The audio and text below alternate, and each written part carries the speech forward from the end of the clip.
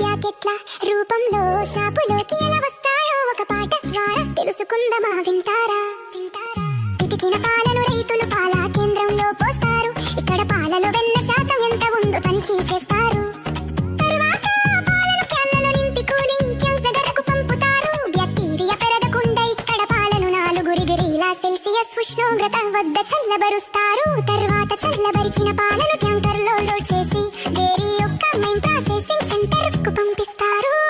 ఫ్యాక్టరీకి చేరినాక మళ్ళీ ఒక శాంపిల్ తీసుకొని ల్యాబ్ లో టెస్ట్ చేస్తారు. బ్యాక్టీరియల్ కౌంట్ కల్తీ ఏమైనా జరిగిందా అన్ని తనిఖీ చేస్తారు. ఈ టెస్టులు అన్ని పాస్ అయితేనే పాలు ప్రాసెసింగ్ లోకి వెళ్తాయి. మొదటిగా క్లారిఫైయర్ అనే మెషిన్ పాలను అధిక వేగంతో తిప్పి దుమ్ము, వెంట్రుకలు, చిన్న చిన్న మలినాలను అన్ని తొలగిస్తుంది.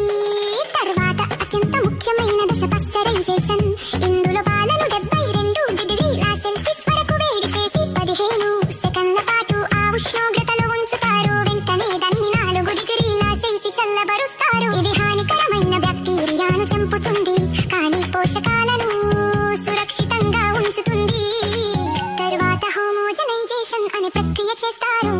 ఈ ప్రక్రియలో పాలను అధిక ఒత్తిడితో పంపు చేసి ఫ్యాట్ మొలిక్యూల్స్ ని విడగొడతారు.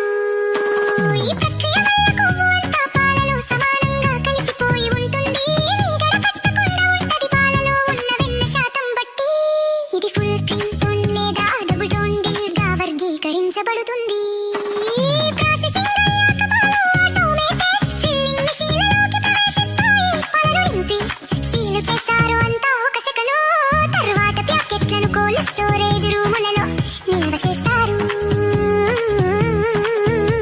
తర్వాత రిఫ్రిజిరేటెడ్ ట్రక్కులలో లోడ్ చేసి షాపులకు మరియు బుట్లకు